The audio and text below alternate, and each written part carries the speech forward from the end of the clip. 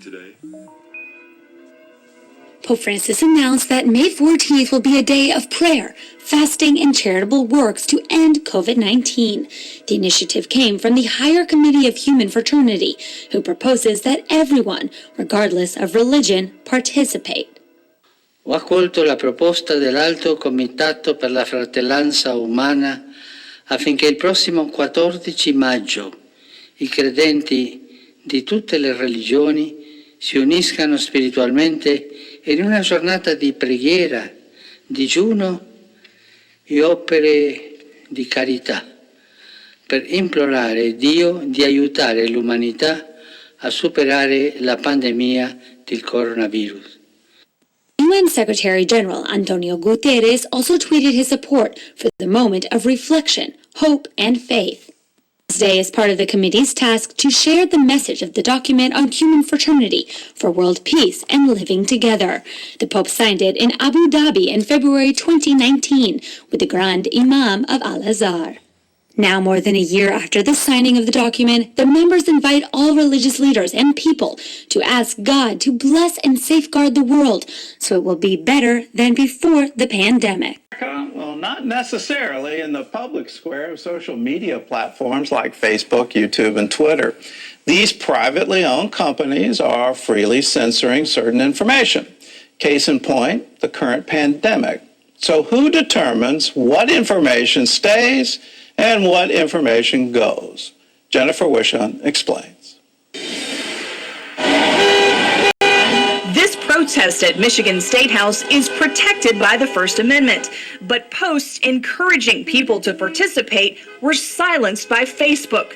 The social media giant reportedly yanking them because the event didn't urge participants to stay in their cars or wear masks as state guidelines require.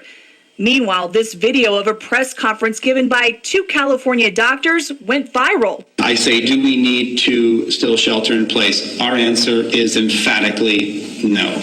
After testing some 5,000 patients for COVID-19, Dr. Dan Erickson and his colleague concluded California's lockdown policies were creating more damage than the virus in their part of the state. They suggested only the vulnerable should be quarantined, while other Californians go back to work using guidelines like social distancing, wearing masks, and avoiding large crowds. Their video garnered more than 5 million views before YouTube took it down due to content that explicitly disputes the efficacy of local health authority recommended guidance on social distancing that may lead others to act against that guidance, according to a company statement offered to local media. Dr. Erickson tells CBN News his motivation was to simply discuss the trends discovered in his clinics. This is what those of us on the front lines are seeing. I know that there's guys in Washington and they were using predictive models, and that's fine. I said, but locally, here's what I'm seeing. Even though platforms like YouTube, Facebook, and Twitter seem like the public squares of our day, they're not. You know, nobody reads the fine print when they sign up for Twitter or Facebook, and I don't understand that they're dealing with really a big private company that retains control over its platform. In other words, the freedoms Americans have to air their opinions in the real public square don't always apply here. And that's a problem, especially when it comes to censoring information about the ever-changing pandemic. The big question, who's the keeper of the accepted wisdom? Apparently they're going by what the World Health Organization is telling them. This is the same World Health Organization, of which there's now substantial evidence based on accusations that they did everything they could to minimize the threat of this virus. And the censoring can often feel one-sided since it's conservative viewpoints that are routinely shut down. Many of these social media organizations are frankly acting as if the American people are children, and that they are our parents who know better, and they should censor what we see and write. I have a lot more faith in the American people. Dr. Erickson says his goal was and remains to be part of the solution. Let's not bicker amongst each other and rip away our communication. Let's focus on using a rational approach to get Americans working again. Prager University sued YouTube for blocking a number of its viral videos. Most recently, a federal appeals court in Seattle found YouTube is not a public forum, subject to the First Amendment. Prager continues its fight in court. The virus is on the rise in Russia, reaching into the Kremlin. Vladimir Putin's press secretary has been hospitalized with COVID, and after lockdowns have been lifted, China, South Korea, other Asian nations now reporting new clusters of infections. Our foreign correspondent James Longman tracking it all from London. Good morning, James. Yeah, good morning, George. Russia is now second only to the United States in its number of confirmed COVID cases. They've seen something like 10,000 new cases a day for the last 10 days, bringing their total to around 230,000. A number of officials close to President Putin have also tested positive. Now, the death toll does remain low, around about 2,500, and there's some question about how much truth there is to that. But despite all this, Russia is reopening. People headed back to work yesterday. And Wuhan, the epicenter of this crisis in China, has started to see worrying new clusters of infection. And for that reason, officials now want to test all 11 million people in Wuhan. They want to do this in just 10 days, but there's no word on when that'll begin. This morning, people hoping for stay-at-home orders to be lifted could have a long wait in Southern California. We know with all certainty that we would be extending health officer orders, for the next 3 months. Los Angeles County now likely extending their safer at home order until August. It means that this is just as dangerous a virus today as it was when it arrived. Health officials saying unless there's a dramatic change, there is, quote, no way all restrictions can be lifted in the coming months. We're still going to be living under health orders, all of us in America, for many, many months. That doesn't mean the order stays in place exactly as it is today. The revelations come as Cal State, the largest four-year public university system in the country, announces it will close campuses through the fall, keeping classes online and keeping nearly 500,000 college students home for another semester. Meanwhile, reopening plans are raising new concerns. Oh my God. Coronavirus! In Arizona, police responding to this busy restaurant.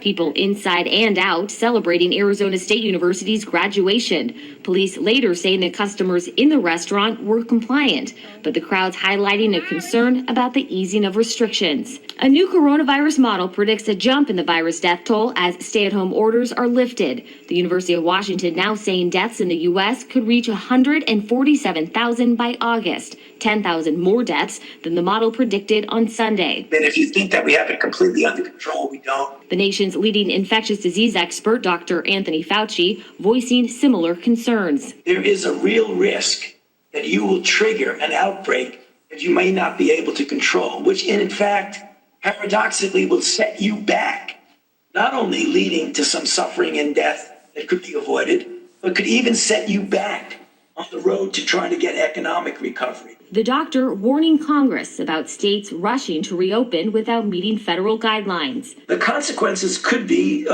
really serious, even under the best of circumstances. When you pull back on mitigation, you will see some cases appear. But Fauci getting pushback from Senator Rand Paul, a doctor himself who contracted the novel virus in March. I think we ought to have a little bit of humility in our belief that we know what's best for the economy. And as much as I respect you, Dr. Fauci, I don't think you're the end all. I don't think you're the one person that gets to make a decision. I have never made myself out to be the end all and only voice in this. I'm a scientist, a physician, and a public health official. I give advice according to the best scientific evidence. Dr. Fauci did not recommend canceling in-person classes for school, but he did tell senators, even at the top speed, there likely won't be a vaccine ready in time for the fall term. Prices at the grocery store are on the rise. They're increasing at the highest rate since the 1970s. ABC's Inez de la Sierra has more. This morning, sticker shock at the supermarket. Last year at Memorial Day, our hamburger price was $3.99 a pound. It's going to be $5.99 a pound this year. Grocery prices jumping by more than 2.5% since April, the biggest one-month bump in nearly 50 years. People are staying home, they're not going out anymore, and so there's a big increase in regards to sales in grocery stores. Prices of mealtime staples like poultry rising by more than 4%, ground beef up almost 7%, while eggs skyrocketed by 16%. And experts warn the cost increases likely won't end soon. Consumers can expect price increases, and so you'll see anywhere from 2 to 4% probably for the remainder of the year. It comes amid new woes for one of the nation's biggest pork suppliers. Tyson's Food revealing that more than 200 employees have tested positive for coronavirus at a company plant in Nebraska, while a facility in Maine is dealing with a second outbreak just 1 week after reopening. Those closures, just one part of the stress the pandemic is putting on our food supply. The Food Industry Association also points to new safety protocols and supply chain issues contributing to cost increases. Adding to the price problem, stores facing huge demand are foregoing weekly sales and specials, so no discounts for customers. Liberty and freedom of movement is what protesters in several cities in Guinea are demanding. Angry at coronavirus lockdown measures restricting them from travelling in and out of the capital Conakry to earn a living, they blocked roads and set fire to police vehicles at several checkpoints built to try and contain the spread of COVID-19. For the protesters, no work means no food.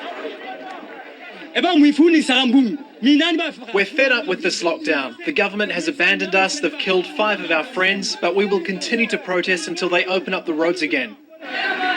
Security forces responded to the violence on Tuesday by firing at the protesters. At least 6 people were killed across 3 towns near the capital Conakry. When the madness started, I left the protest. When I arrived home, I got a call telling me my brother's been shot and went straight to the hospital, but he was already dead. Guinea is one of the worst hit countries by the virus in West Africa. The government says the emergency measures are necessary. Protesters, though, accuse police of mistreating them and demanding bribes to let them through the checkpoints. We're tired of the government. We're suffering. It has no interest in its people, and the checkpoints are causing too much traffic. We're stuck. Dealing with another disease is proving difficult following the Ebola outbreak, which killed 2,500 people a few years ago. Doctors fear the poor health system, limited testing, and a lack of sanitation will cause COVID-19 to spread fast. To try and stop that happening, the government continues to extend a nationwide state of emergency. Human Rights Watch accuses the government of using it as an excuse to violently crack down on opposition party members and protesters. The number of coronavirus cases has steadily increased since March. Despite that, protesters say they'll continue to speak out against the closures, curfew, and check.